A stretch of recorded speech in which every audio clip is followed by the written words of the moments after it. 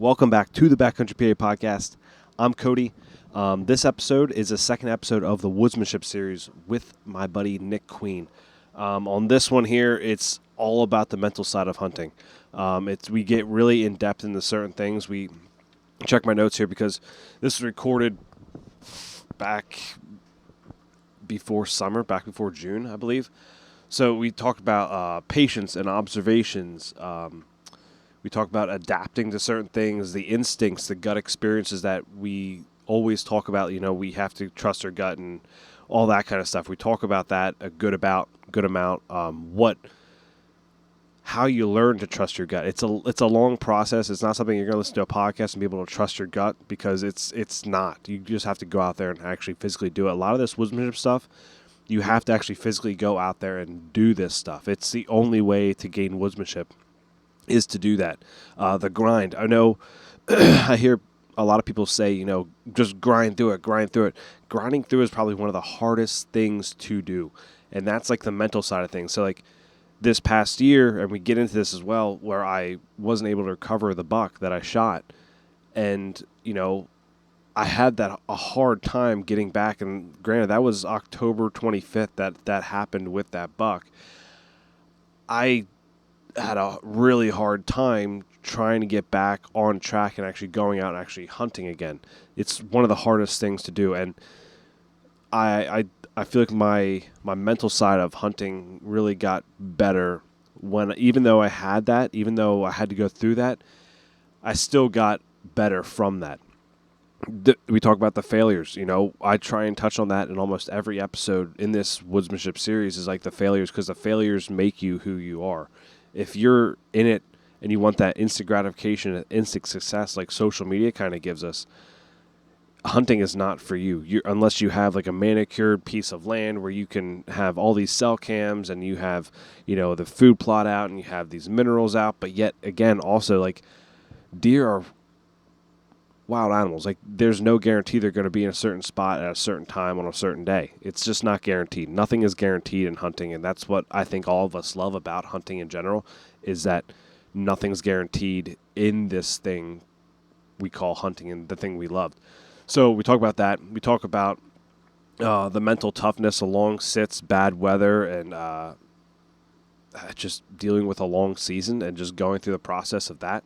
Reading sign with confidence, so like knowing what sign to kind of what sign's important, because Nick did that a lot last year, where he kind of he read the sign, he sat up on it, and then he kind of, if he didn't have success that day, he kind of went into it with that mindset the next time, when it was like, okay, this area wasn't good, I'm going to keep reading sign and find that area that is going to be hot for me. So that's one thing that we really dove into. Breaking the overthinking. I think that's one thing, like, as hunters, as outdoorsmen, we overthink a lot of shit, especially now with like this day and age where information overload on almost everything. Like, you can watch a YouTube video that tell you one thing, then you hear another YouTube and then tell you another thing, or podcast or whatever, or forum even. Like forums, they'll tell you one thing and you'll go out there trying to apply it to your situation, and it's not. So you got to figure out what works for you. And just stop overthinking and stop comparing yourself to other people. And we talk about that a good amount too. The failures, once again. The kill mindset versus the learn mindset.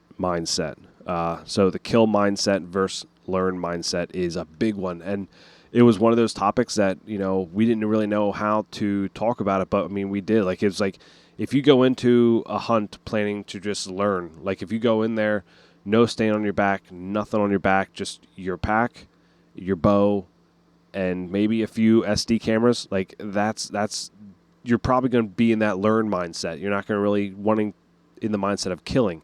When you wake up in the morning, I think I woke up the October 25th morning. I woke up and I was in that kill mindset. I was 100%. I woke up and I was like, yeah, I'm gonna kill today.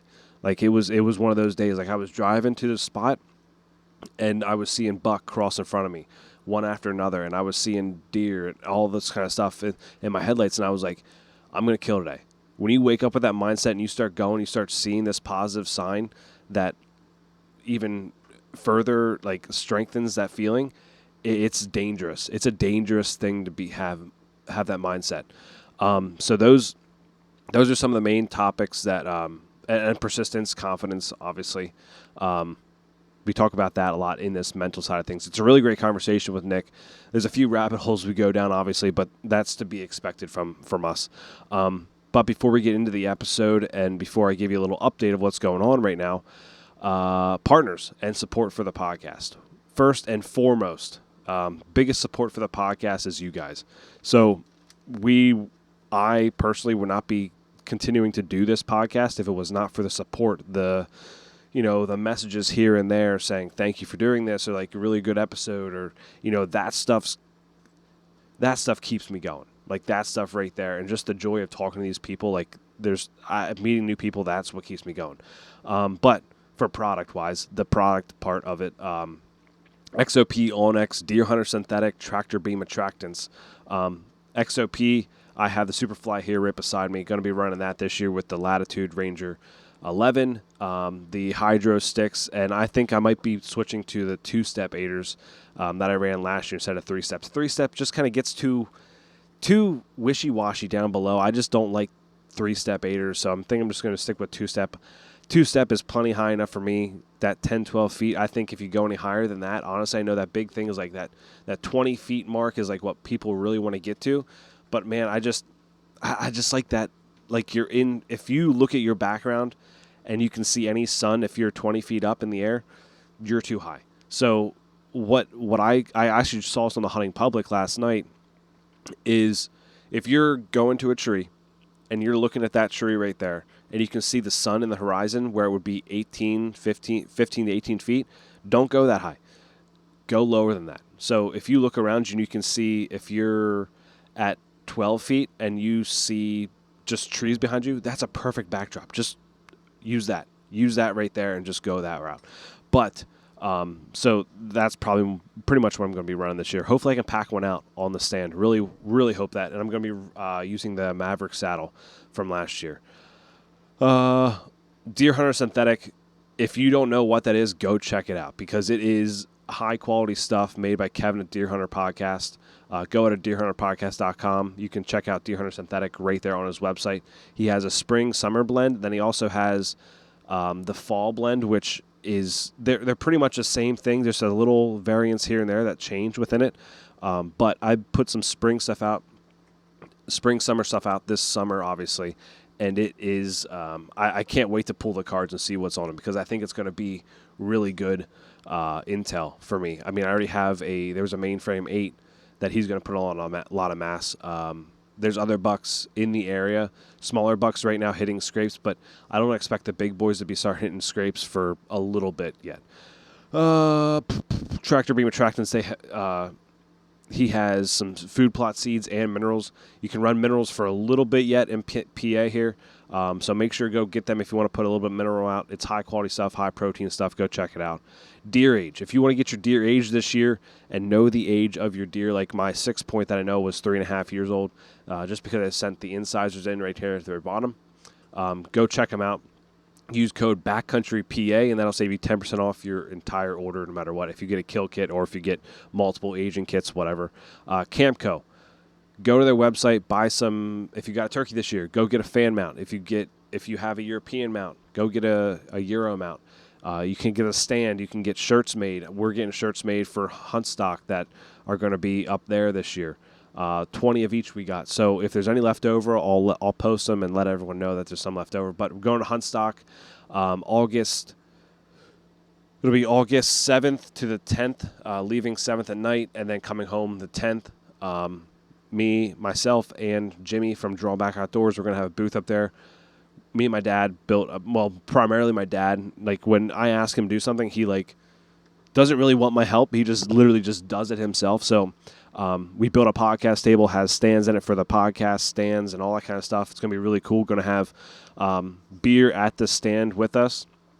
So if you come do a podcast with us, you can share a beer with us, tell a story from the season, and go from there. Talk deer hunting, and that's really it. Like we're pumped for it. We're absolutely pumped to be going to this thing and have a booth and be selling some merch and talking deer hunting with like-minded individuals.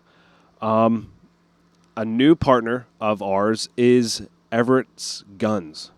This is a mom and pop shop up in like northern Pennsylvania, central PA area, 2389 Schwabing Creek Road, Dornsif, PA 17823. That is a tongue twister. My goodness.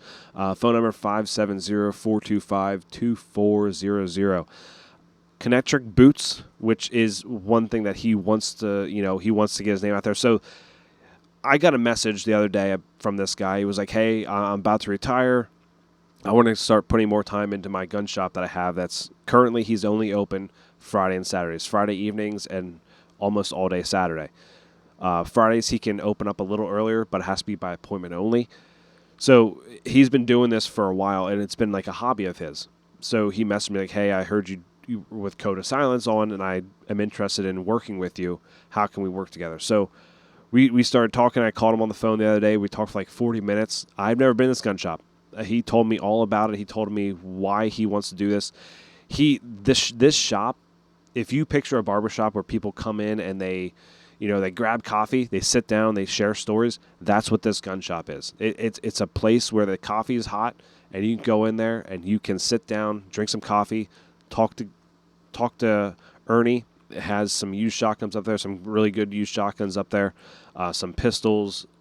He did have crossbows at once, but now he doesn't have crossbows anymore for right now. There's a possibility maybe of him getting crossbows again. But he has the Code of Silence gear up there, which is it's the only place in Pennsylvania that has Code of Silence. So if you want to try on some of this Code of Silence gear that I personally like, Code of Silence isn't a partner of the podcast at all. I just personally love the Code of Silence and how it fits. But if you want to go check him out and try him on, go up there and try him on, because he buys pretty much one of every size, so you can go up there and try it on. The other thing is county line blinds. So if you have private property and you want to put out a blind, he carries the county line blinds. So he has all that stuff up there. He also has some seeds up there for food plots.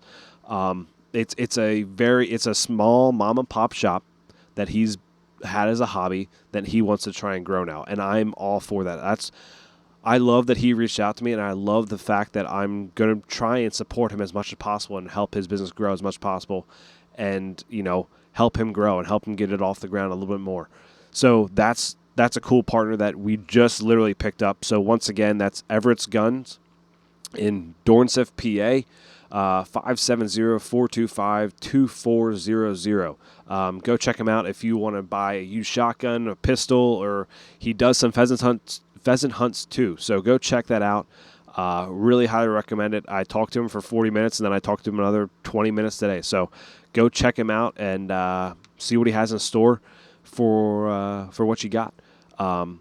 But other than that, there's not really anything on my end that I gotta update you on. Okay. So last week's episode with Ryan Glitsky, I talked about kind of my arrow setup and what my plans were. So my plans kind of changed a little bit. So I was doing a gold tip 300 spine arrow. I'm still sticking with 300 spine, but I went to a Black Eagle Renegade arrow. And I love the way they're shooting right now. I'm shooting, I got my bow tuned up, got everything up to date. Like I said, the previous bow shop kind of messed my whole string up when they put it on, so not going back there again. Don't want to have any connections with them anymore. Went back to Lancaster Archery. They fixed me up. They got me shooting right. They paper tuned my bow, all that kind of stuff. We got it all hooked up. And I'm shooting, I shot maybe like 80 shots out of it so far. Been shooting my VPAs, 100 grain, 3-blade broadheads, and they are firing perfectly with how, like, where I'm aiming at and where I want to hit, all that kind of stuff. So I've been practicing from like 20 back to 40, and it hasn't been varying that much. And I've shot these things, I'm only shooting the fixed blade, so I'm not even shooting practice tips anymore, because my practice tips are shooting a little to the right. So I was like, I'm just going to be practicing with my broadheads, because that's what I'm going to be shooting during the season anyway. So I put them on. They're firing good. Everything's feeling good. Got this new, actually, if you're watching this right now, this is actually being recorded on my new camera right now. I got the Canon M50 Mark II. It shoots in 4K for video. but it crops it in a little bit, so that's why people don't like it as much, because it zooms it in just a little bit. But pictures are high quality. I mean, I bought it for $425, and I got a 75 to 300 lens with it, with filters for it, and I got a telescopic lens with it too. Like, this lady, the only reason she was selling is because she got nerve damage in her hand. So now I'm like, I'm gonna buy this thing. It looks pretty much brand new. Everything's good with it. I'm excited to use it. Just have to get a shotgun mic for on top of it. I have one for my camcorder. Might use my lapel mics that I have with it. I don't know yet. But I'm really excited to start using that. I told Jimmy, I was like, I might go to a DSLR to start filming my hunts if this thing goes pretty well. But it's a lot lighter than my camcorder, so that's a reason that I might go to it. We'll see how the season goes. I might film someone on it, maybe my dad or maybe Jimmy with it. So then that way, I can test, run through the paces, all that kind of stuff. But it's almost season time. One more thing before we get to it.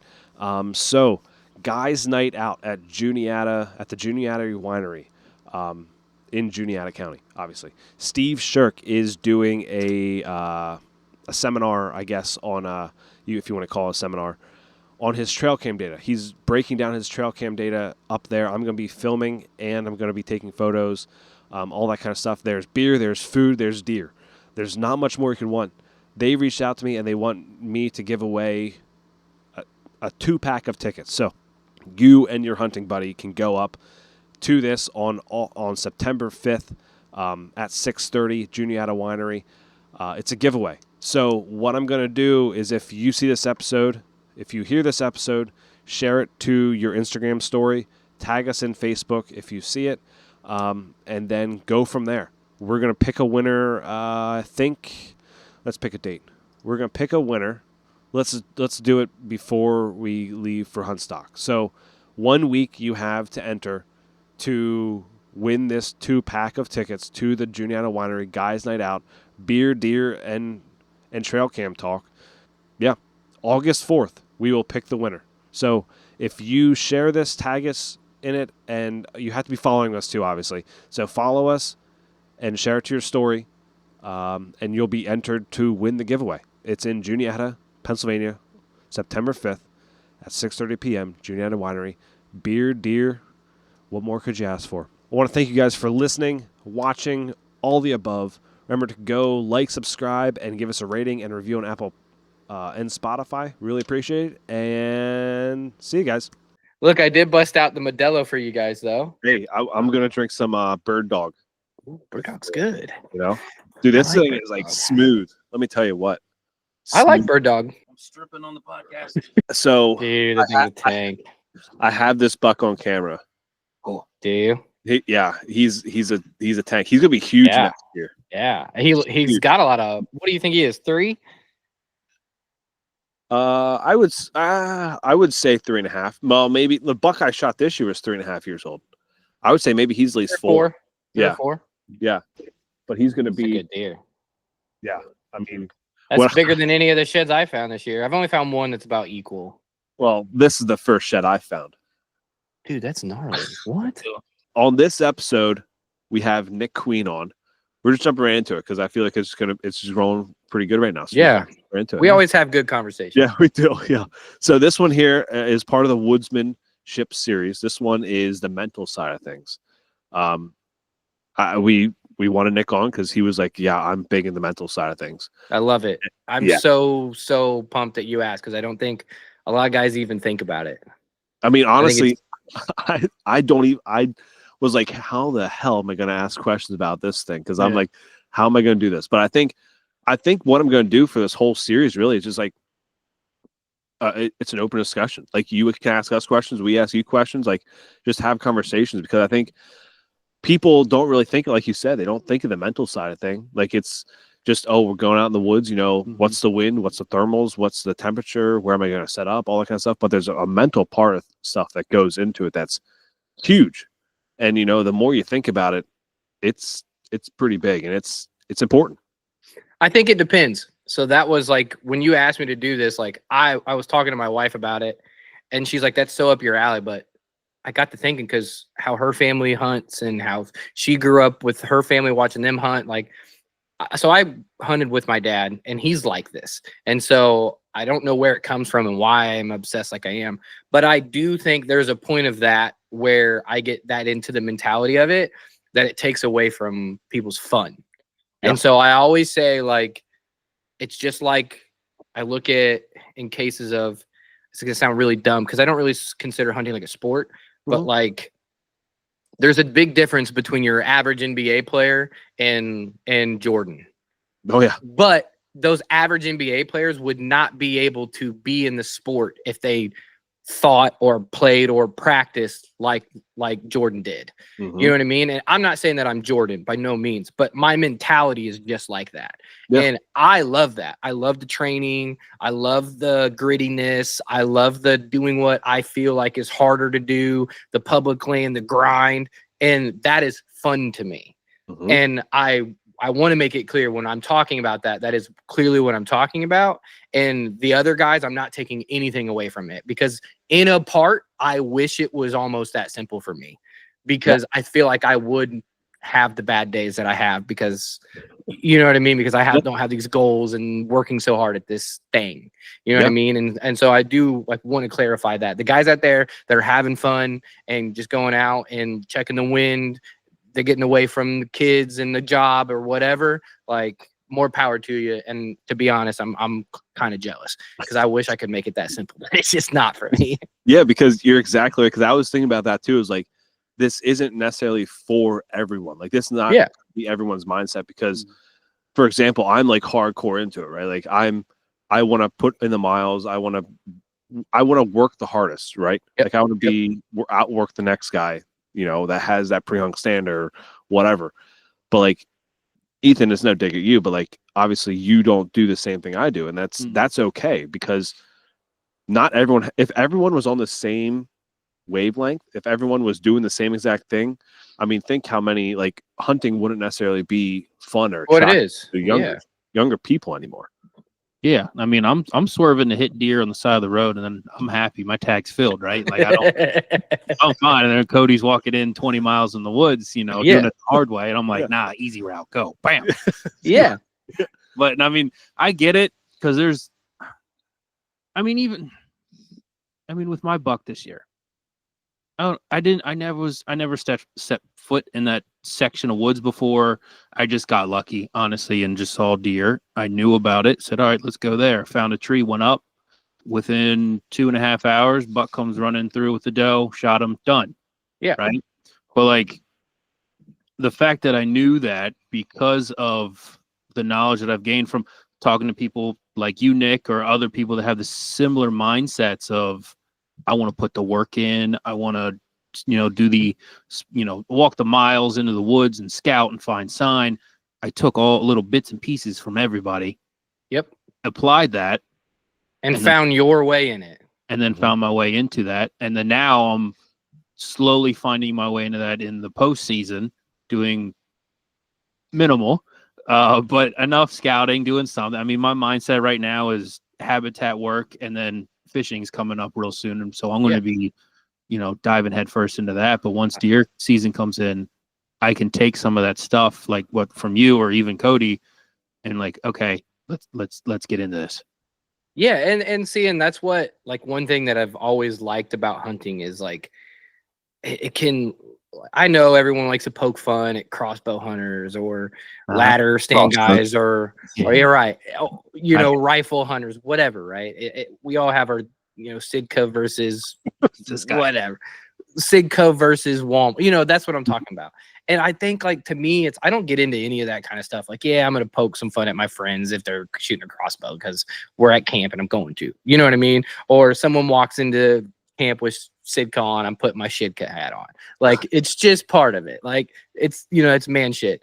Yeah. But to me, it's so much fun, dude. And you're not going to have fun if you make it my way. And I'm not going to have fun if I make it your way. And so it's like, dude, listen to all the podcasts, go get all the information you can get about it, and then just go.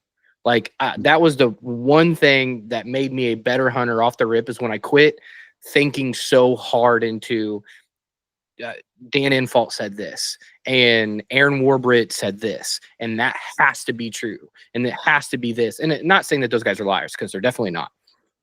But when I stopped, I'm like, okay, look, I know how to do this.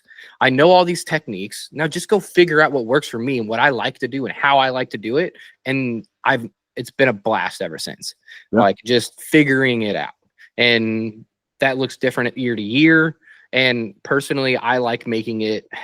My wife says it's like I'm a professional like athlete that doesn't get paid. Is what she says. She's like, because that's how I treat it. Like I'm very into like I have seasons throughout the year of what I'm doing and what part of the season, and it's all revolved around deer hunting, and it doesn't look like it to the outside. I'm looking like the garage guy riding his bike, you know, one of those little stationary bikes, and doing runs and working out. And I'm a 30-year-old man with a wife and kids. What do I need to?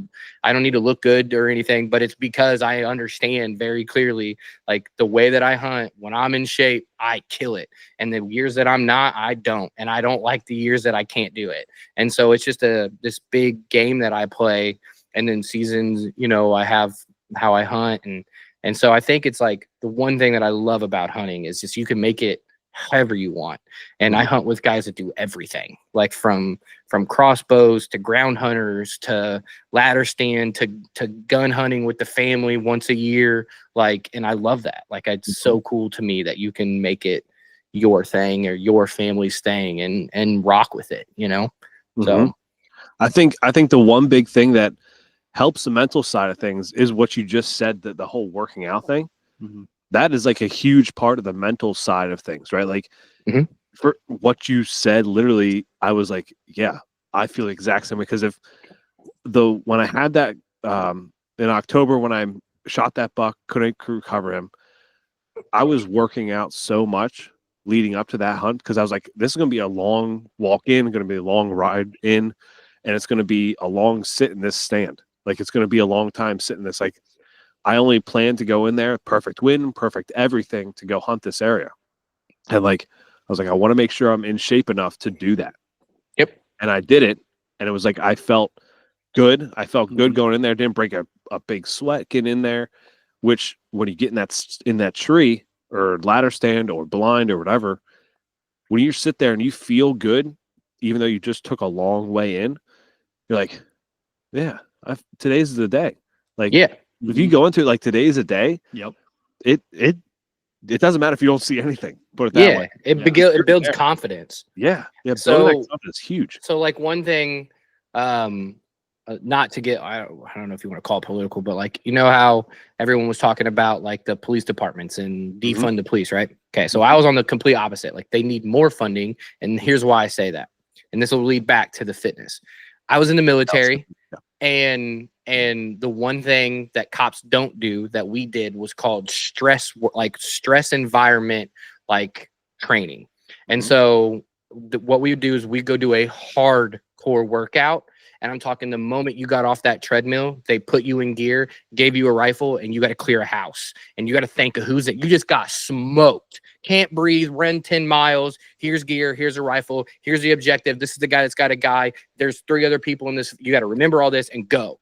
And it trains your brain to be able to just think in that environment of being stressed out, right?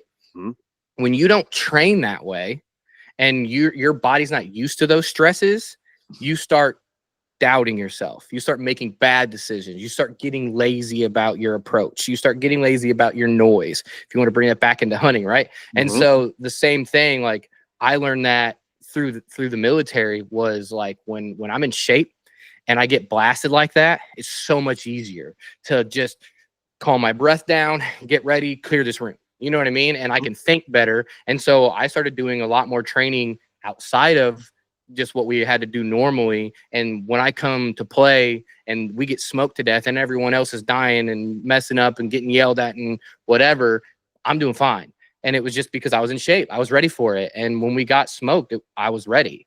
And that's how I feel with hunting. I think the moment that I'm out of shape is the moment that I tell myself I can sleep in.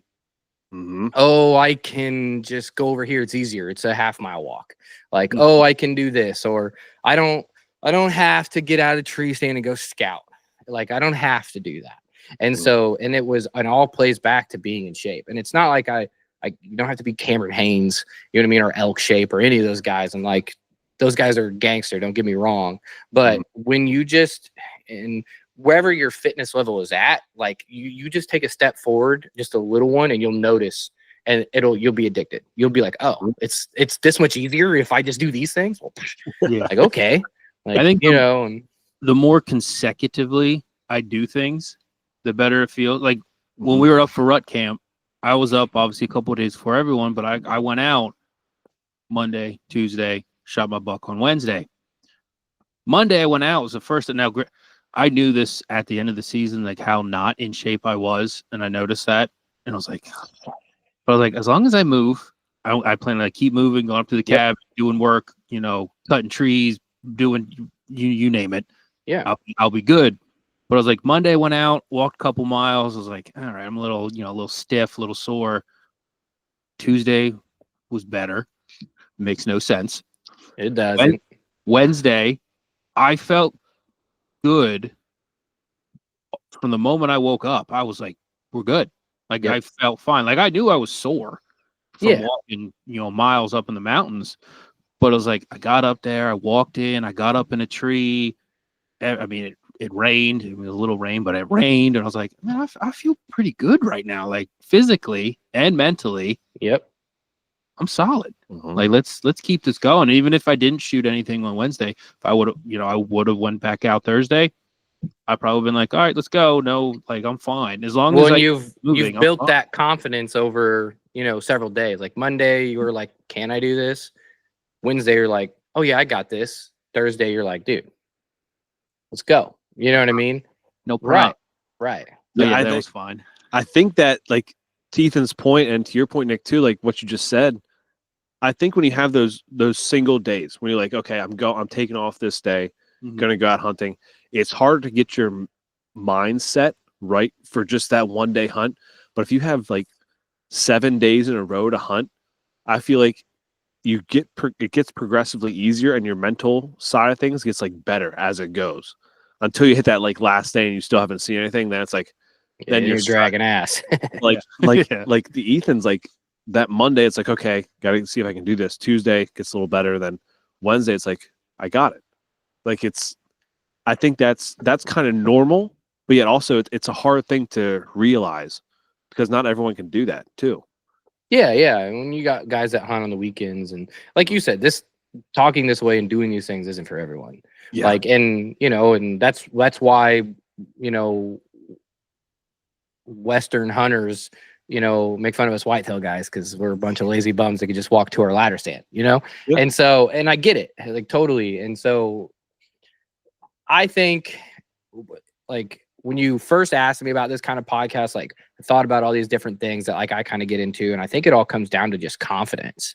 Like, everything to me is confidence, and confidence is built like through, in my eyes, through the work that I put in. And so to me, when I'm in shape, I've built confidence there. And then when I'm scouting my butt off, I've built confidence there. And then, those two things are, you're compounding wins in that sense. And so then when you have those bad days, like, I'm confident I can do this. And then that leads to you being in the right positions and shooting the deer, which gets you more confidence. And then, every year or every couple of years or however, you start compounding. And, I've always noticed, like, when you first start hunting bucks, like, it's kind of easy. I don't want to say easy because that's not the truth, but when you're just hunting bucks, like, just whatever buck walks by me, I'm shooting. You know what I mean? Like, when you make that step to go, okay, I'm going to start shooting either a certain class, a certain inch, a book buck, I'm hitting 160s this year, whatever, right? Like, when you start making those jumps, or even specific deer, like, there's this huge gap. And everyone that gets into it will tell you, like, all of a sudden, the next 4 or 5 years are just struggle. And I think it's confidence. And you're learning how to hunt these different deer, or, a different way. And it would be no different than me moving to Ohio and hunting completely different terrain, or Kansas for, going west and trying to learn how to elk hunt. Like, I'm a great hunter for whitetail. You're going to put me in the elk woods, and I mean, it's going to take me, I'll get it, but it's going to take me a while to figure out how to do that. And I think that's where, like, I think a lot of guys try to get into it really fast and think they watch these YouTube videos. I just got to be a big buck killer. They don't have a lot of kills under their belt. And then they wonder why they don't have the confidence. And then on day 3, when they don't have that confidence because they haven't put in the work or, you know, whatever, haven't scouted or whatever, then that's the guys that walk away from it. Mm-hmm. Because how do you make that mental transition, I guess? Because like I'm at the point where if it's legal, it walks in front of me, it's getting shot, right? Like how? Because I can imagine that's quite, like you said, there's that jump, that leap, that gap, which is I just talking to people, I can tell sometimes how stressed they get when they're like, it's very stressful, or I'm after, it has to be, you know, this many inches or bigger because they have a laundry list of buck under their belt. How do you make that jump without going overboard or stressing yourself out to the point that you're like, screw this? My honest answer is when you start just passing the deer to watch them. Like, dead serious. When that 120 or 110 inch buck walks in front of you and you're like, oh, that's a really cool deer, when you don't grab your bow, then you move. Because if you do it any other way, you force yourself to do it and you watch that buck, you're going to regret it. And what's the point of that? That's dumb. And so, like, the moment that it doesn't get exciting for you to shoot whatever caliber of deer that you're shooting, that's when you need to move. Because then you're going to get to a new challenge, and then you got to apply yourself more, and you're still going to see those bucks. So you'll still get pumped, because I still get excited when I see deer. You know what I mean? But I know immediately, because I won't grab my bow. Like that deer that I passed on my private ground this year, like it's a pretty hard pass. But I knew the moment, like, if you even in the film, like I'm filming a little buck and I see him out of the corner of my eye, and I said, that's going to be a hard deer to pass. I turned the camera and got it on him, and I wasn't even worried about grabbing my bow at all. That's how I know that's when you make that step.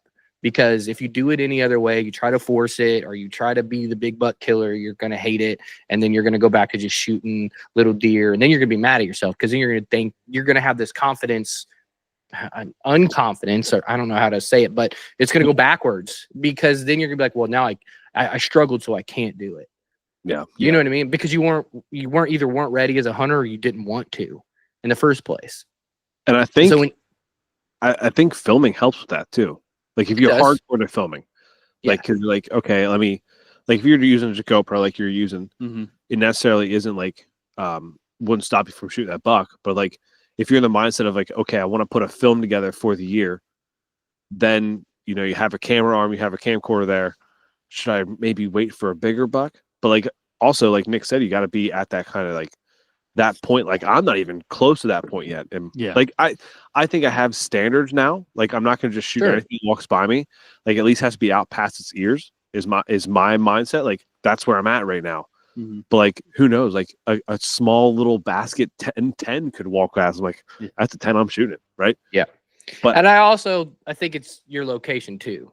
Yeah. Like you always got to keep that in mind. Absolutely. Always. Yeah. Because I know, like the deer over here, I know those are walking around in our public ground, and there's 4 or 5 of them that killed a year. So like me chasing those kind of deer is not crazy. Yeah. You know what I mean? It's not like I'm looking for the one that's in this 60,000 acre, you know, whatever. There's 10 or 15 of them running around. Yeah, I mean, you're in Illinois, you know? No, I'm not. Right? Don't tell people that. Oh, sorry, Rhode Island. No, I'm kidding. Illinois is I like that Iowa is so popular because it hides us. Yeah. But we're getting a lot of out of state guys now on public, which is cool. I'm cool with it. I think it's neat. How much public is in Illinois? Because like when we went to Illinois, I didn't think we thought that there wasn't a lot of public. Is there a good amount of public in Illinois to hunt? Shawnee's really big. Okay. It's huge. Yeah. And then, I mean, kind of in the middle of 2-3 really good ones. There's one that's an hour away. It's a huge chunk of property.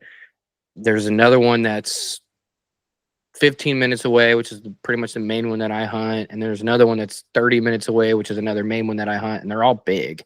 Like you could spend a whole season on it and not touch the whole thing. Like Okay. there's a lot of good property out here. It's very heavily hunted. Okay. It's really hard to, even these bigger tracts of land, like it's really, you have to be creative. And it's, to me, it's all about approach, how you get in and out of these spots without these deer knowing. And then I'm hunting specific pieces of property on those public that the deer have a less likely chance to go to private. So those are kind of how I narrow. And it's not even really that I think of it that way. It's just, I've noticed over the years that where I wind up chasing the bigger ones are on pieces of place where like they can't get to private real easy. Or if they do, like it's small enough that they spend a majority of their time on public kind of deal. But there's a lot. I mean, I think there's definitely enough. Like we can always use more, but oh yeah. I always like seeing like Game Commission has bought like 300 more acres of public or 1,000 more acres. I'm like, oh, okay, I always look where it's at. It's always like up north or like so it's not even close to Not even us. close. Like yeah. I was like, I'll stick Yeah. but we're fine. We're gonna try a new piece. So I kind of thought of 8 things that I think are kind of important to the mental side of things, like main topics here. So 1, patience and observation. 2, adapting. 3, instincts. 4, the grind. 5, reading sign and with confidence. Breaking the overthinking side of things. You don't want to overthink it. I think a lot of us are overthinking scouting, hunting, setting up, but like I think it's also the mindset you go into it. Like you gotta, once your mind goes into it, you start overthinking it first, right? And then you start having that success, like we talked about, and then you start like, okay, no, what would a deer be doing right now? Like we turn them into monsters is what we do. Oh yeah, absolutely. A big buck can only do this. He can only come out of this thicket. He's only going to lay with the wind at this way. He's going to, and it's never like that. Here's the thing, like, so I went scouting last Friday. So as we're recording this, it's March 27th. Last Friday would have been 20th. What was it? 20th? 19th, maybe 21st. something like that. Anyway, a week ago. Yeah. So I went out scouting. I found I jumped at least 2 bachelor groups of buck, and I got to within 20 yards of one bachelor group of them. Big freaking deer. All the antlers are shed. So I was like, man, this is like cool. Like this is that, which has led to me buying a different lens for my camera, so I can actually zoom in and get some video of them instead of trying to zoom in or get closer. But I was sneaking up to them. It was kind of funny. I was down below. I was looking at a scrape, and then I like look up and I see a tail, and like on this trail, just looking at me. I'm like, okay, I'm like kind of behind this laurel. I'll sneak up around and try and get like in front of them. So I did, and I snuck through like a little trail, and they were like looking at me, like trying to figure me out. So I was, and then it was pretty cool. Like when they blew and ran away, that's why I wanted a better lens. You could see the smoke. Oh, that's cool. Come out of his nose when he blew. I was like, man, that would have been such a cool video to have that. Just fun to look back at it, like no matter what I do with it. But so, and then I find a huge bed. Like this bed was the size of this table, and it was on a point that you're not going to see on Onyx, not going to see on Spartan Forge, nothing like that. And the wind, I didn't really care about the wind because I was looking, I was like, he has view. Like that's his biggest thing right now is he has this view in front of him where if someone walks up through there, they have to go through a rock bed to get to him. So he has plenty of time to escape through the laurel behind him. So like my mindset right there was like, I don't even care about the wind. Like obviously I'm not going to approach it when the wind's blowing. Yeah, you still got to think about it. Right. But not to the point of, is that deer going to be there with this wind? Yeah. Right. It's odds are he probably is. It's a huge freaking bed. Like had shit, had hair, had everything in it. Scrapes, like 2 scrapes around it. I'm like, this thing is massive. Like this is a big buck laying in this area. Permanent residence right there. So even if that buck is gone, another buck will move in because it's such a good visual advantage for that buck. Yep. Like, and I was like the first time I saw it, I was like, man, this is like, it got me excited. Like that right there, the sign that I found that day built my confidence up. And I'm like, I can come in here and hunt this area and be confident that I'll see something. Because the amount of deer I jumped, the amount of sign I saw, the massive rubs, whatever you want to call it, the trails or runs, whatever people call them, highways, deer highways. You know, I think PA still calls them trails, deer trails, Game trail. yeah, game trail, whatever, Game trail. game trail. But like, it was unbelievable. M's deer been there. Yep. That's some deer shit. But like the sign, man, it built my confidence up for that. And like in that moment, I didn't overthink. I was like, this is a good area to hunt, no matter rifle or archery, or like archery would be a little more different, I think, because you want those thermals in that time frame. You want to hunt the thermals to win a little bit better. So you have to think about that.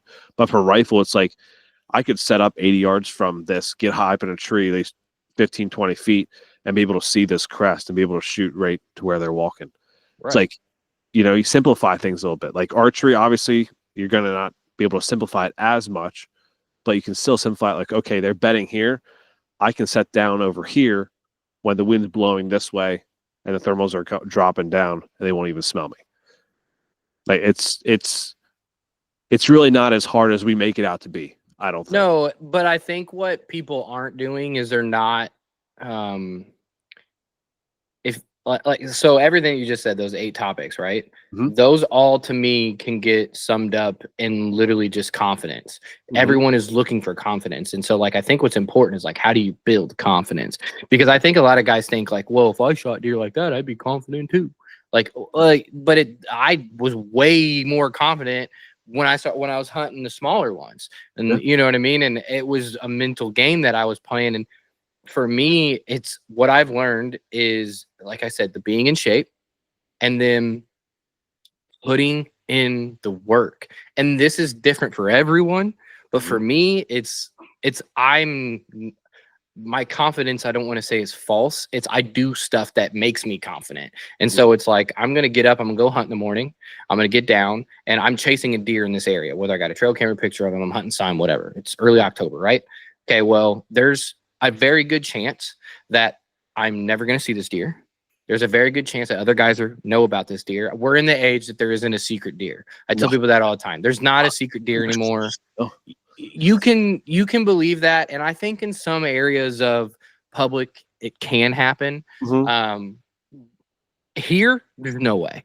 Like the deer the triple beam that I shot, I had 3 or 4 different guys send me pictures of him that were hunting him for several years. So it's like, there isn't a secret deer, at least in my head. So there's going to be someone here hunting him. There's going to be someone here messing him up, and there's going to be someone here that's good. And so I need to keep my options open. I'm not confident that I'm going to kill that deer. So I get down at 9 o'clock, whatever, and I go scout 3 or 4 other pieces down the road that maybe I haven't been to in 2 years, or I seen a buck last night driving home, duck into this area. I'm going to go look in there. And so now when I show up to that parking lot and there's 8 guys in there, I don't even care. I'm like, oh yeah, well, I've scouted 4 other places. Mm-hmm. Move on. And then back to it. And then like, just like you said, that rhythm, like that's when you start learning. For me, I'm doing that all times a year and I'm hitting the same spots over and over sometimes. So like I'll go in early October to maybe one of my favorite spots and it's nothing. And then I go back in late October and there's nothing. And then I go back in November and there's nothing. And then late season, they're piled in here. That's how you learn where fresh sign comes from, because I hit that same spot 5 times in a matter of 8 weeks. And so I know the sign started here, looked like this. There was nothing. I hunted it twice, didn't see deer. Why was I even there? And then I came in late season. It was all tore up with scrapes all of a sudden. And I hunted it twice and I seen 2 big bucks. Mm-hmm. So now next season, I understand, like, for one, you learn these properties, so you get confident in your properties, but you also are learning what fresh sign really looks like, because then when you're hunting that big buck, you can go in and scout his spot and I can find his fresh sign, because I've seen sign all season. I've seen what it looks like for a property to go from no deer to all this pressure over here to all of a sudden the sign starts here, and I can put all those pieces together. Mm-hmm. And for me, it's like when I hunt in the morning, get down, go scout, then go hunt, whether I was hunting the same spot in the morning, a certain buck or whatever. And I'm doing that, and I'm doing the postseason scouting. I'm going and seeing new property. I'm going and doing all those things. I'm staying in shape. It's just a ball of confidence. So it's like when I go in, I'm ADHD. You ain't getting me to sit down to do nothing for a few hours unless it's deer related. Like it's just not. I have a bad time at work, and so for me, like that's how I sit in that tree. Like I know, like I'm killing that deer today. That's why I'm here. That's why I picked this tree.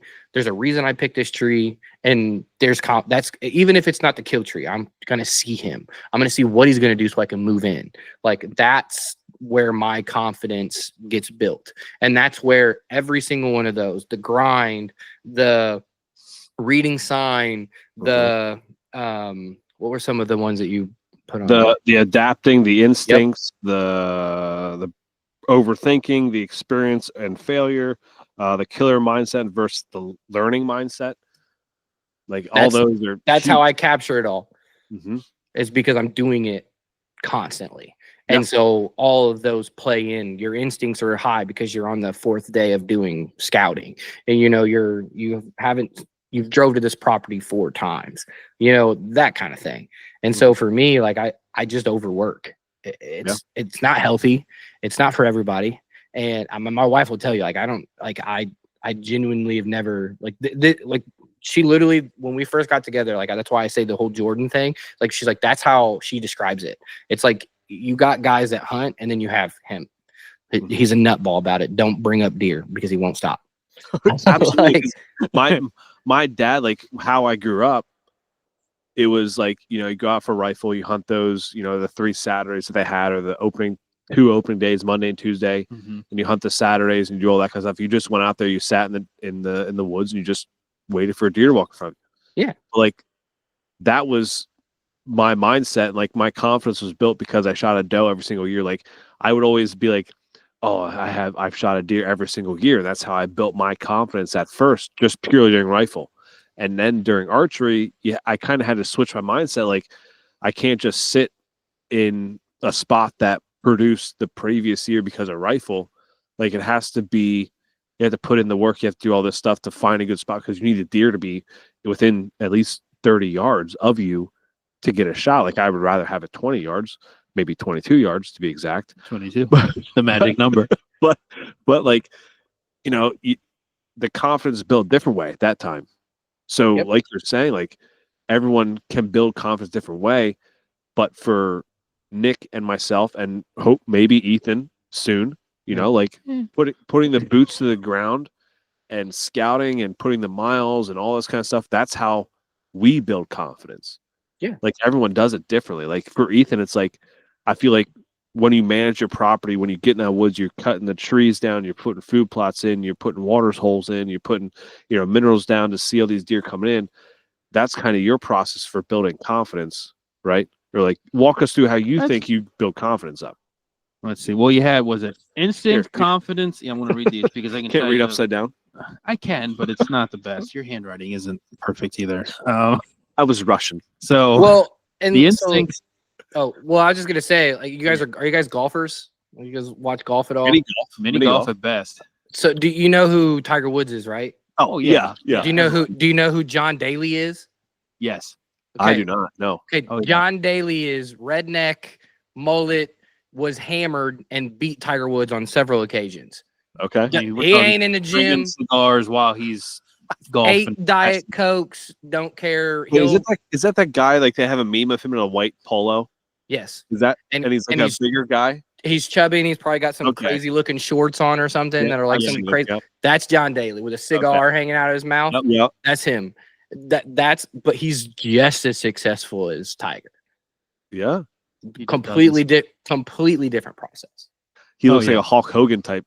Yeah. Without the muscles.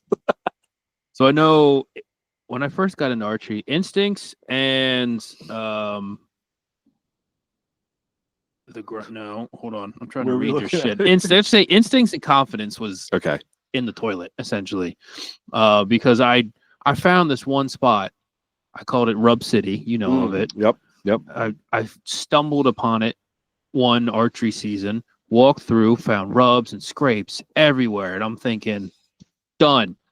I'm going to shoot a buck here. This is going to be great. Nothing. And I tell you, I probably wasted a couple years at that one specific spot thinking it's going to happen. I would get pictures of bucks on camera all at night.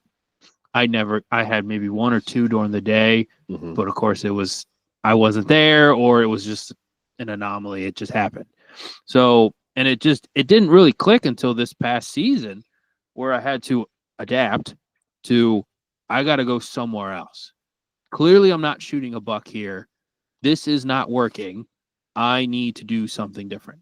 So I expanded and I went somewhere else and I started finding other sign. I put trail cameras out. I got pictures of buck on camera during the day. And I was like, why didn't I do this sooner? Why didn't this click sooner?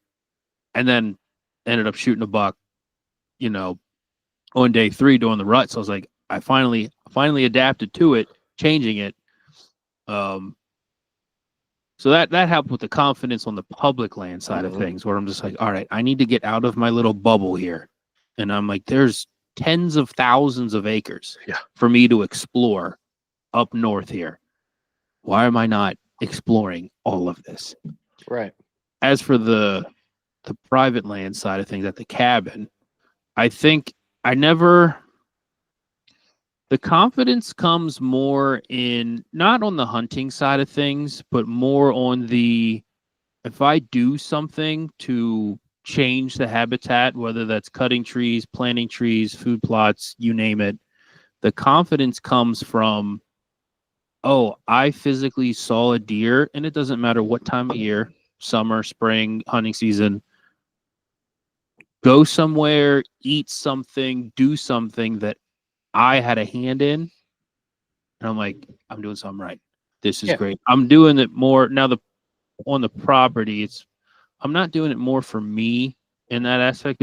One day when I'm old and I can't walk more than 100 yards out of the cabin, I want to be able to just walk off the front porch, and shoot something. Maybe fall on my ass if I get too old and lose balance. But But I'm doing it more for, like, my dad doesn't walk the mountains like he used to.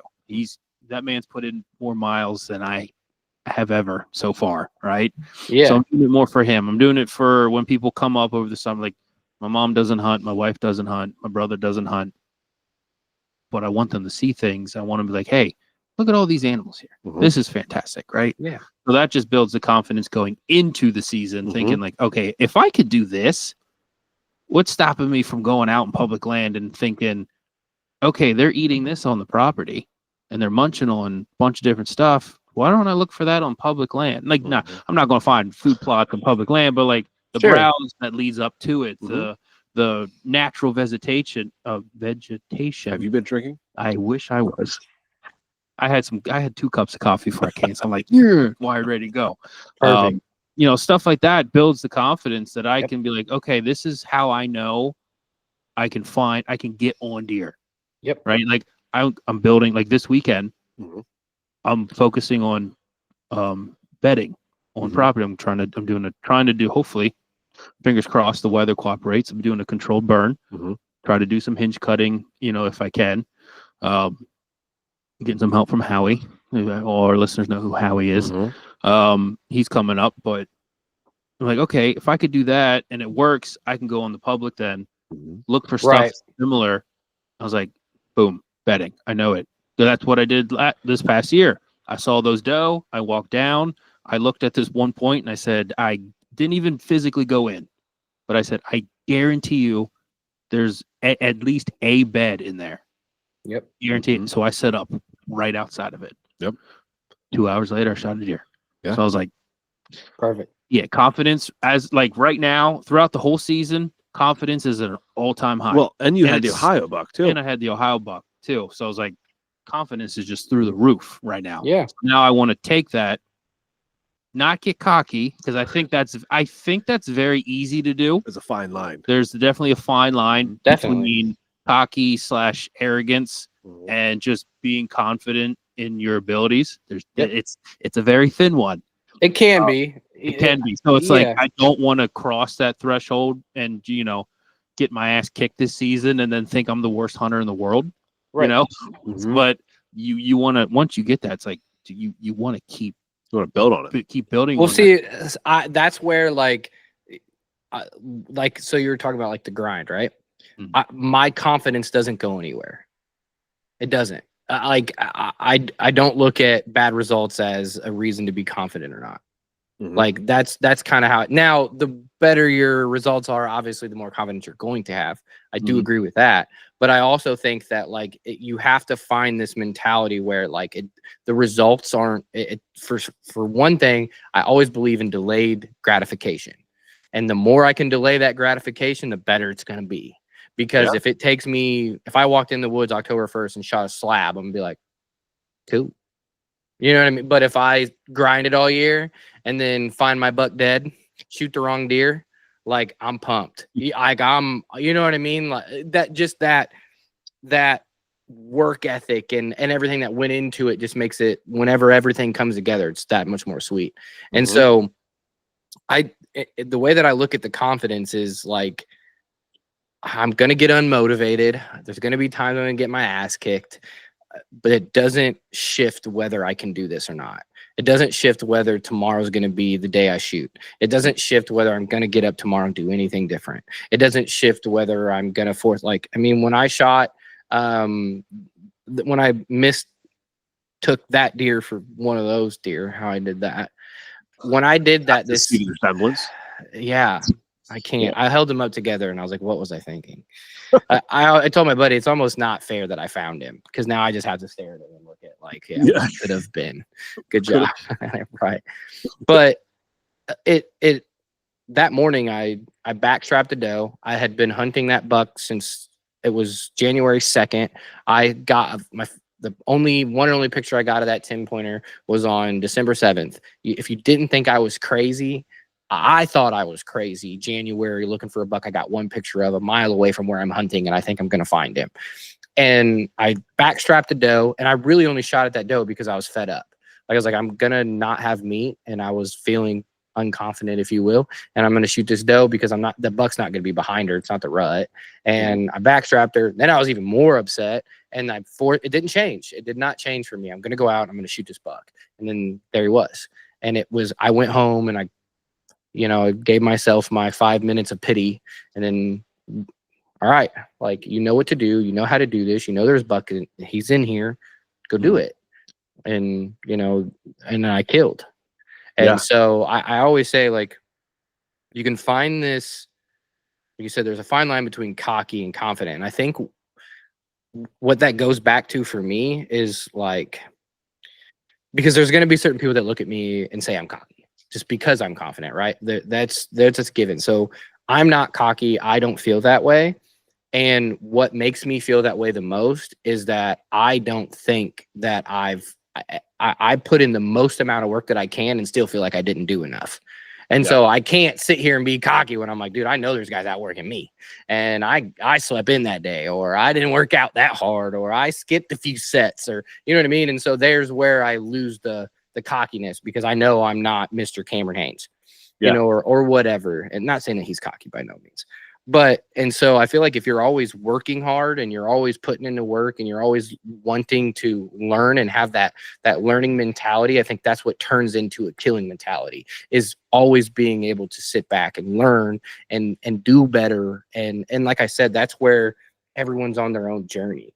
I might be way here or whatever because of how I'm in fit and I'm chasing a certain caliber of deer or whatever. Had to let the cat inside. They're going to bed and she boogers the girls, I guarantee it. That same process is happening for someone else on a different level, if you will. You know what I mean? And I love that. I absolutely do. And I think, like, what I'm trying to do now is with the girls is trying to find how I'm going to have fun doing it for them regardless. But like, I have to learn this whole food plot, sitting in a box blind, waiting for one to walk in front of me, because if I try to take these girls out to hunt like me, they're going to hate it.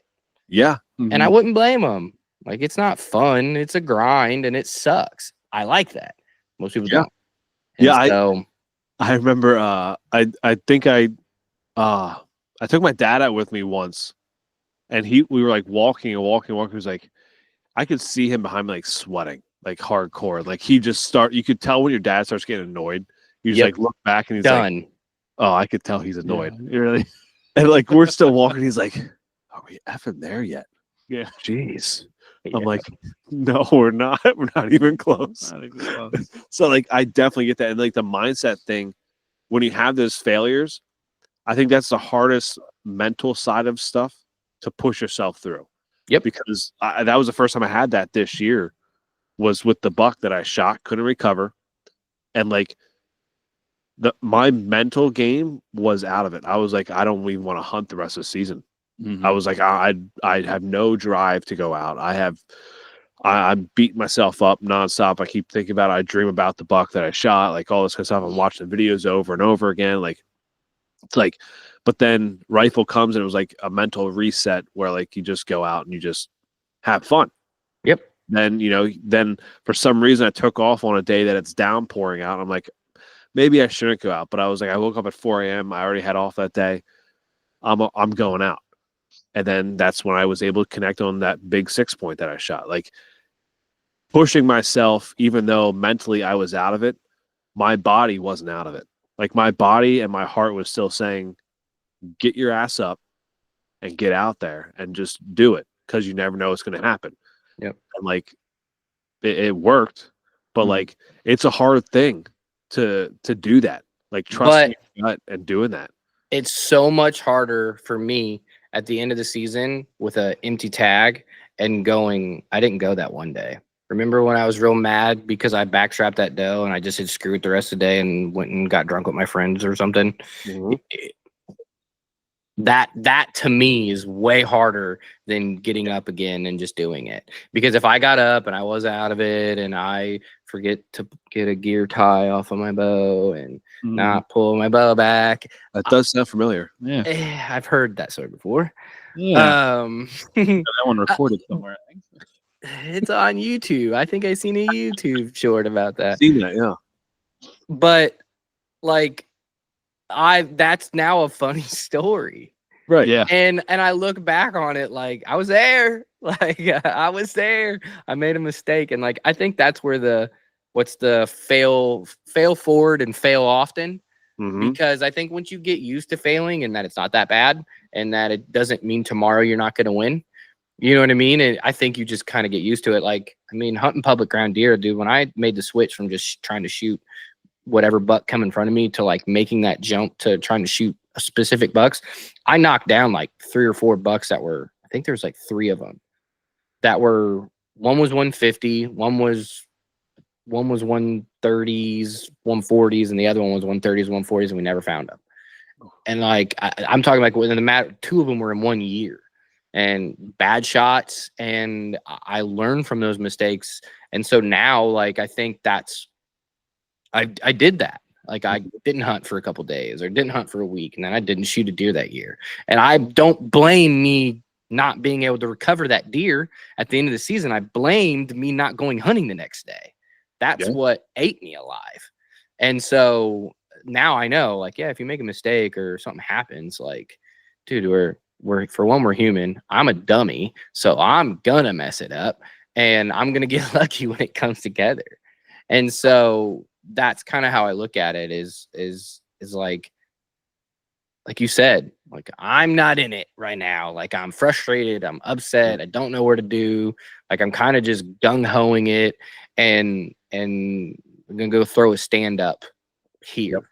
You know what I mean? But that's what you need to get out of that funk, because especially with deer hunting, I mean, we've all heard it 1,000 times. Like your season can change in seconds. And it can, and it really can. That's the truest old wise tale I've ever heard. 100%. Yeah. It's Ethan, I kind of want to go back. Like when you got that buck, because I know when we talked in the beginning of the season, you were really high on trying to get something on your property. I literally just had this thought a little bit ago. Yeah. But like you were really high on like trying to get something on your property. And now that you got that buck on public, it sounds like you want to pursue public more and explore more. Like, do you think that buck there fired something inside you that wants you to explore now because of that? Like built your confidence up for exploring more, get out of your bubble. Yeah, I think I had a reality check, if you will, last season when I was like, all right, the buck come rut, they come around, during that week, 10 days on the property. If I start working on it, I can get them to come in, the doe will be here, blah, blah, blah. Fast forward, never happened. And I was like, you know what? And it kind of just clicked. I was like, the property, it's not there yet. It's just not. There's a lot of work that needs to be done. I don't have it to the point.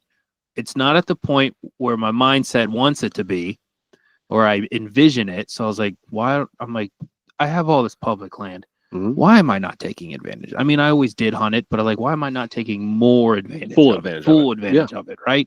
Focus on the property to get it set up for the next in a couple years. It's fine. Like it ain't going nowhere. Right. I can keep working on it over time. But then when I shot the buck and I was like, all right, where else can I go?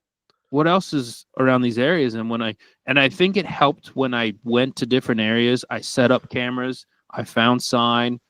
Not only did I actually jump deer, and I was like, okay, I'm in the right spot somewhere. Like I'm actually jumping deer. And then B, actually getting pictures of deer, not doe and buck, not just little spikes or something. Because I've gotten plenty of little spikes on camera. It's like, well, I can't shoot you, so what? I don't care. I think that built the confidence, And I was like, all right, instead of that one, little rub city that I focused on for all those years, I have this spot over here, this spot over there, this spot over there. I have other spots that I haven't even touched yet that I want to get to. I was like, so that confidence of like, okay, there's deer here. I see the sign. I got the pictures of them. Daylighting, that's the big thing. Daylighting, because I've gotten plenty of nighttime pictures, which doesn't help me for that specific spot. Right. So I was like, the confidence just keeps building at that point for the public land side of things. It was like, I'm like, I can do this. I'm not in it, to your guys' level where it's like, what, like for me, like when you said that about shooting a deer opening day, and you're like, and compared to you're grinding it out and shooting it later in the season, it's like that delayed gratification. Freaking opening day, and I smoke a buck, I'm happy as shit. I'm like, I'm done. Like I'm cool. Right. I'll spend the rest of the season small game hunting, and I'll be happy as could be. Yeah. Right. And then if I have a doe tag, honestly, I'm like, oh, I'll just save this for rifle. And I'll go or give me a excuse to make sure I take off work and go up for rifle. Plus, my mom wouldn't let my dad go up by himself anyway, so I have to have a tag somewhere to go for rifle season.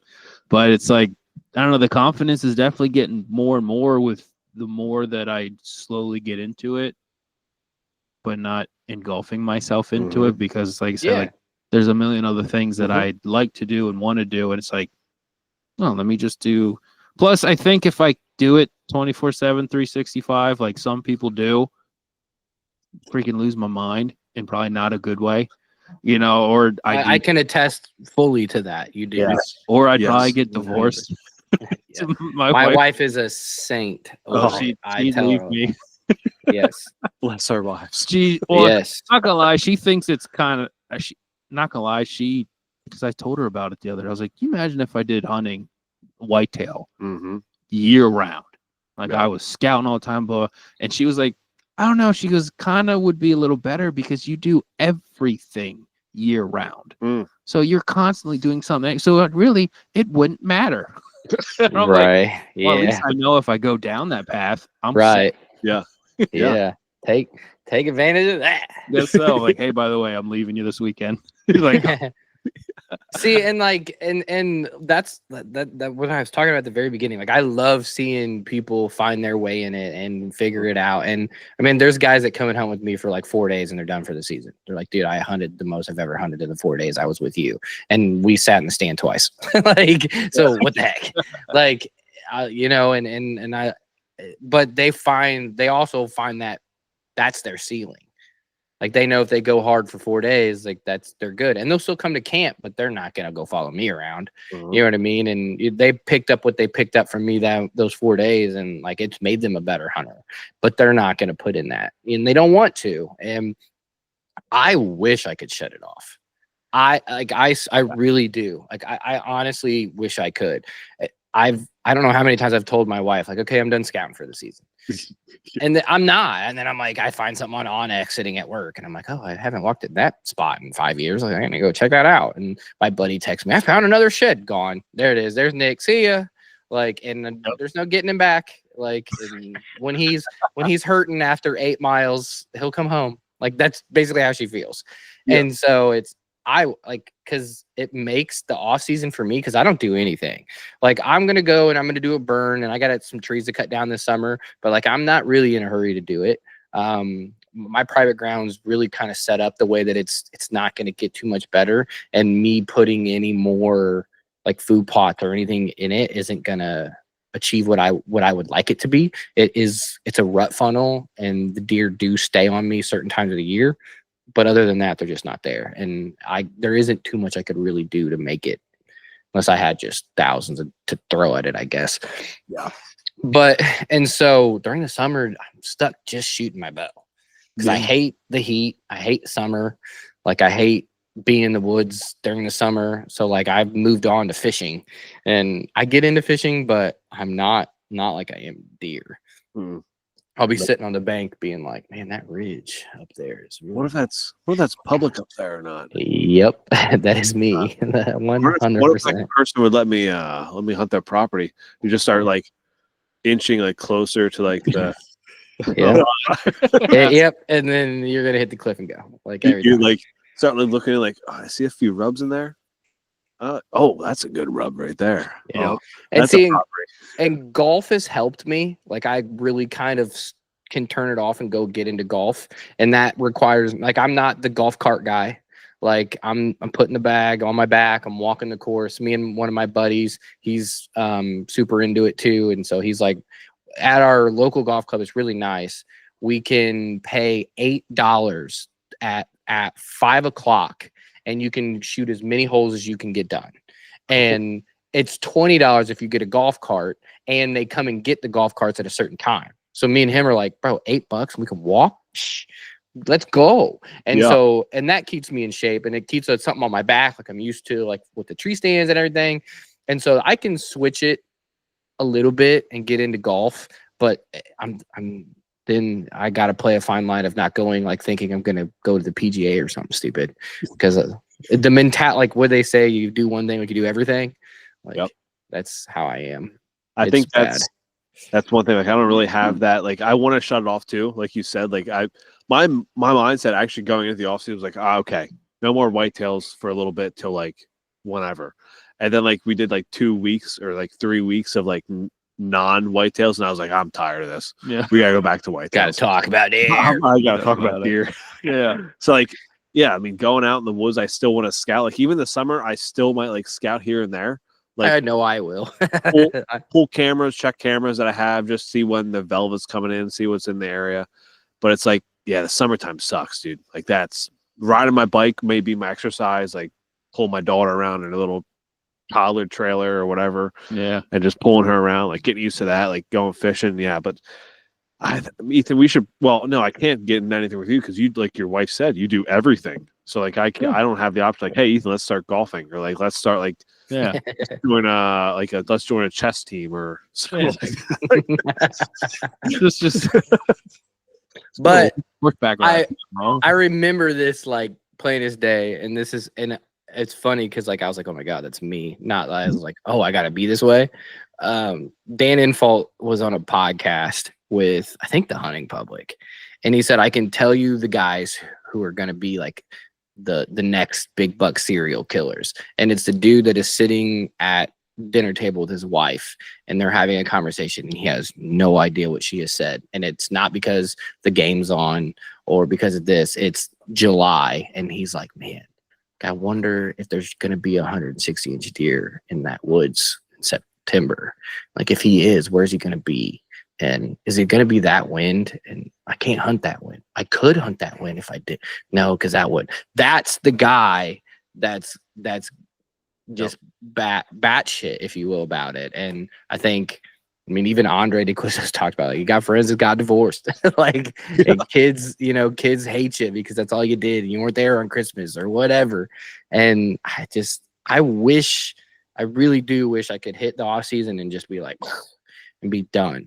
And leave it alone and not care about what's going on or think about it or whatever. And we'll be walking around the mall and I'm like, is it deer season? My wife's like, it's July, Nick. We're on vacation. Or like you walk past the store that has like a good a moisture wicking shirt. It's like, wonder if that'd be good for deer hunting. Yep. That's literally my thought. I like walk past the shirt like it's like a tight like Under Armour type shirt, like fits. That might be a good early season pickup. Yeah. How much is it? It's cheaper than First Light. Okay. All right. Perfect. Nice. There we go. What else did we? I mean, we covered a lot. I mean, mostly it's like confidence. Like you got to build your confidence some way, somehow. But like, is there anything that we missed that we should touch on? You think, Nick? I think like understanding that it's not always going to be good, and like we kind of hinted on that, but where like how I talk myself out of the dark side, which is that I'm not going to go tomorrow. I'm going to be lazy, or I've made a mistake and how to recover from it. Mm-hmm. And I think people don't understand the significance of like doing it anyways. And maybe like if you want to call it discipline of that is just going and doing it anyways. It's just like work. You hate it. You get up in the morning, you're like, and then you get there and it's not that bad. And you're like, thank God I'm not sitting watching, Elmo with my daughter, because I'll shoot myself in the face if I have to hear that song one more time. You know what I mean? You find whatever it is. Yes. Right. Whatever you find in it, though, but you didn't want to get up and go, but you made it, and you made a good day of it. You didn't have a crabby day. You weren't in a bad mood all day. Your soreness went away after, whatever it is, right? And I think, like, especially when you're hunting and you're chasing big bucks, and if you're like me, like I take all season and I just go at it. It's literally the days I don't go hunting is usually just days that like we have all the kids. And even when we have the kids, I told my wife, as like, because she has 2 and I have 1, and we have like a 50-50 schedule. And I told my wife, I was like, the one thing I don't want to do is not hunt when the kids are here, just because I don't want them to not be around it. Because if daddy's not hunting, they don't understand that I'm hunting when they're not here. And when I shoot a deer, I want the opportunity to be able to get them and bring them out and show them and have them help me, whatever, And so, I mean, really from October 1st to, it's a little different. Sometimes I start later and earlier, whatever, but from opener to close, like I'm pretty much in the game. And to be able to do that, it takes, for one, you do have to know when you need to take breaks, because it's not, get it twisted. This is hard, and not on the other end of it. It's very physical and you can get hurt. And if you're out there being an idiot because you haven't slept in 2 days, you're going to go get yourself hurt, and that's dumb. Mm-hmm. But besides that, like, I think like your motivation's gone. You don't know where that deer is, whatever. Like, you just got to go. You just got to go be there, because when you get there, the instincts to everything else, like all that kind of stuff will kick in, and you'll learn something that shoots that deer. And for me, it's just the fact of the pain after season going. I didn't wake up that one morning because I was mad because I couldn't find a buck. You know what I mean? I didn't hunt for 3 days, and then it took me until the end of November to get back into it. And even when I did hunt, I was lazy. You know what I mean? Like I hate that version of myself so much. I just do. And some people are like, yeah, well, I was mad. Of course I was, and which is, I wish I could be that way. I'm just not. I'll hate myself for it, because I have this goal, and that goal is mine and mine alone. And I'll feel like a failure if I don't get there. And I think having goals is healthy, and that's something that makes me not so upset during the off season, because I have this goal, and there's a process in which I partake in during the off season, which is more geared toward archery and fitness, that keeps me in the game. So whenever deer season comes around, like, I've done the work. Yeah. I think it's the one thing that I love about having a wife that has to have a list of what needs to get done every single day, because there's still times it's like, all right, I could go hunting or I can go fishing. Well, what's the alternative? What am I doing? Like, if I don't go, what am I going to do? Yep. Like, am I going to sit here? Am I not going to do nothing? I'm like, oh, wait, I have a wife that has a list of things that need to get done every single day. I mean, it's simple stuff. It's like dishes, right? Yeah. She has to write everything out. So I'll go through the list every day. Like, hey, what do we got going on? I'm like, all right, I can, like, okay, that's a her thing. That's a me thing. It doesn't matter who does that. I'll get that list done the day before or get, that morning or something. I'm like, all right, done. I'm out. Yep. We're good. We have no plans. She has, as long as she doesn't have it on the calendar or, it's, the list is done for the day. I know I can go do this because I also know, what am I going to do besides nothing? Sit on my ass, watch Netflix or a YouTube video or scroll on Instagram for 6 hours. It's like, no, why am I not outside? Yeah. Right. Now? Well, that brings up a really good point to something like I know for sure if I don't take care of my wife, like either in the off season or even when I am here, like there's mornings I don't get up and hunt because she's got something going on. I need to be here to help her get this done. And like, that doesn't weigh on me at the end of the season. It doesn't. Mm-hmm. And I think like what it does do though, if I get up in the morning and I don't help her, I'm not in it. And I'm with that with my kid. You get dad guilt, whatever you want to call it. And you lose your mentality because you're like, damn it. Like, I'm the a-hole that got up this morning and went hunting and left my wife with the kids to do this, or whatever the situation is. And I hate that. That makes it worse for me. Mm-hmm. Like, and I've told my wife, like, I have bad days in the woods because we're arguing. Mm-hmm. And it's literally because like I should be there. Like if you're upset at me, she's not mad because I'm hunting. She never really cares. Yeah. I mean, I'm sure she would if I was really just whatever, but taking care of home first and knowing that you're taking care of home and going out in the woods there's a big difference between, not doing that and, however that looks like in everyone's life. But I think like when you really take care of, I'm that way when I work, like I want to be that guy at work because then when I tell dude I'm peacing out in October, he's like, yeah, man, see you. Yeah. Because my wife or even like at work as well, like I'll say, hey, like she knows there's certain times of the year in the fall that I'm going to be gone. Like I'm going to take off. But I always, hey, I'm thinking of taking off these days. Does that work? Yes, it works. Okay, take off.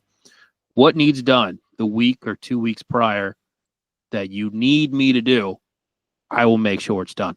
I make sure everything gets done before I leave. It sucks because no matter what, something shit happens. Well, after I leave, every time, no matter what. Right, same. Like it doesn't matter. Work, and then when it comes to work, the guys know at work, I take off in the fall. Like there's a couple times where, but the one guy, he's like, dude, he takes off for like 2 weeks in July every year for family trip, family vacation, and he's my right hand man. So one of us has to be there in order for the shift to run. Right. So he's like, dude, like, can I always have? I was like, dude, you can always have those 2 weeks in July. As long as I am the supervisor, you can have those 2 weeks. Right. As long as you understand, I want this time. Yep. Yeah. Done. Make it happen. Yep. Yeah. And I think that's just part of being a man. And I always say, like, you see this progression in deer hunters, and it's like your teenage years, you're free, do what you want. And those are when guys get into it and hunt, kind of like I do still. Mm-hmm. I guess I haven't learned this yet. And then they get married and they have kids and it slows down, but they're still killing big deer. Like, how do they do that? Well, they took all these big years and they learned. And then by the time they started having kids, then they could slow down and hunt specific. And then, you know what I mean? And and I think like I said, I know for sure there's been times that I have been broke ass and busted and in a tree stand and I just shouldn't have been there. And I felt guilty because I'm like, I'm not taking care of whatever I need to be taken care of at home. And this was usually when I was single, but still, like, you know, I didn't pay this bill, or I called off work, or whatever, you know, and I needed the money, but here I am spending my money on gas to get to the, and that sounds cool and glorified. Like, oh yeah, like, you know, I'm a whitetail bum, sweet. But like the mentality that I had sitting in that tree stand though, like I didn't feel confident. I didn't feel good. And, you know, same thing of, which hasn't really happened between me and my wife as far as like not taking, she knows deer season's mine, like pretty much leave Nick alone. Not in that sense, but she doesn't have a huge expectation of me that time of year. And she knows if she gives me the expectation, it doesn't matter anyways. Nick's not here. Like I'm not like I'm 100%. I'm not like, I hate it because you could just tell, like, I'm just, for one, I'm tired because of getting up 3 a.m. every day. And on the second half, I'm stressed because it hasn't worked out. I've walked however many miles and hasn't shot a deer and can't figure out why and whatever. And then she's like, so we watched you know, the show Bones. Love that show. So me and her, that's me and her show right now. And so she'll be talking to me about Bones, and she's like, you heard nothing that I said. And I was like, babe, did you see the size of that 10-pointer? Like, did I show you the video of him? Like, I'm sorry, babe. And she's like, you're just not here. And she laughs it off. And sometimes it's annoying, and I get that. And she's great to humble me real quick. And so that's, I think, especially if you got any young guys listening, like, I don't want to say like pick a wife just based on this, but if this is something that you do, and I think genuinely women will respect it. Like, especially if you take care of them. If you're not, then they won't. And you're gonna have girls that don't regardless.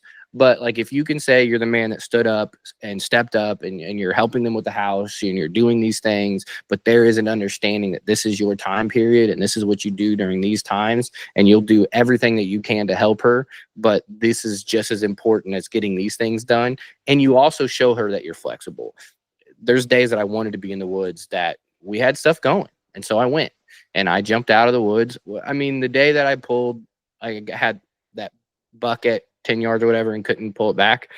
Like, she had plans for us that night with some friends, and I had fun and I went. But if I would have been my choice, like, I would have wanted to go back and hunt that night, but I didn't, you know what I mean? And she's that showing some respect, and she's seeing that she's so much more willing to give me whatever time. Yeah. And like I said, I think it helps you. I think when you know that you've taken care of the house and your wife supports you and she's behind you and your kids think it's cool and waiting for daddy to come back with a deer, like, I think you just feel better in the woods. Oh, you don't. Yeah. And all this confidence and all that you can focus on, get lost in it, I guess, if you will. So. When you have a clear conscience, clear mind, a heavy heart, or not heavy heart, light heart, I guess you should say. Yeah. But when you have all that stuff and you go in there, it's like, man, it's just enjoying it. And I think the big thing is, my advice for what these guys just shared would be lift in the morning. Don't wait till nighttime to start lifting. I personally enjoy lifting in the morning. Like, I like both. It helps you get like into a routine, like, because you're waking up early to deer hunt, so like wake up early to lift. Yep. You know? And then I started rucking. Everyone has a ruck backpack. I have a ruck stand, so I use the retrograde stand. I have 35 pounds on that, and then I walked around the yard the other night, like putting fertilizer down on the yard with. I was like spreading fertilizer on the ground. It's like, oh man, these people driving by the house probably think I'm nuts. Yeah. This guy loves deer hunting. Is that a tree stand on that guy's back? Yeah. Hunt it. I think I have a new workout routine. I got an idea. I'm gonna push mow. I might actually push mow the yard. There you go. There we go. I'm trying to get some boys together to go do some rucks. We have the public ground that I hunt that's like 15 minutes away. They got like big trails through it, and they go up and down those hills. And I've been trying to get like a couple of the boys that hunt with me. Like, look, like once a month, let's all meet up and kill it for like 6 miles. I'll whoop y'all's ass. And I won't. One of my buddies he's just an athlete. Like he don't Yeah. do nothing but drink beer, and he will out. It's ridiculous. I don't even understand it. Like he's just a freak of nature. Are those the which ones is that always like drink? They always drink hardcore like after a race. Is it ultra marathon guys? Like I think it's marathon guys. They always drink like Michelob Ultra, like nonstop. I mean, I don't know how much of a real beer that is. I mean, there's a lot of water in Michelob. You want to know a random fact about Michelob Ultra that I heard? Yeah, I do. It's the #1 beer at domestic violence cases. Oh, I would have never guessed that. I thought it'd be like Budweiser or something. Pabst. Damn. But it is. Light down and put me on. Give me my Paps. Give me my Paps. Make me a sandwich too while you're in there. There's some guys that are just freak athletes though, like that. It can just don't matter. They'll get hammered and they're drunk at midnight, and at 3 a.m. they're ready to hit the woods. You're like, I could you never. okay? Can't do that anymore. I'm dead for like 4 days. Yeah. If I have one hangover, I remember me and my brother-in-law, we pretty much killed the bird dog honey. We did a Joe Rogan type podcast. Still have yet to release that one yet. Still working on that. Well, it's done. It's not the right time frame yet to release it. Sure. But we killed it like the next day, went to the Great American Outdoor Show, and like he felt it the whole time, and I had a bad hangover. But like us as dads, we can't feel hangovers. We have to just pretend like we're not hungover. Right? Yes. Like, yeah, I'm excited to be here right now. Like, this is great. Yes, let's listen to Bluey one more time. Yes. Oh. Anyway, we got really far off it, but that was a really great episode for everyone to hear. Yeah. Hopefully you enjoyed the mental side of things. Nick, where can people follow you, watch your stuff, all that kind of good stuff, man? Lethal Nick on all the platforms. So YouTube, TikTok, Instagram, Facebook. It's just Nick Queen. I go to Instagram. My Facebook is usually, I'm not really on Facebook very much. It just gets posted from my Instagram page. So, but yeah, it's pretty much it. Cool, man. Nice. Well, remember everyone to keep hunting, keep fishing, always enjoy the process. See ya. Yeah. Hard scout harder.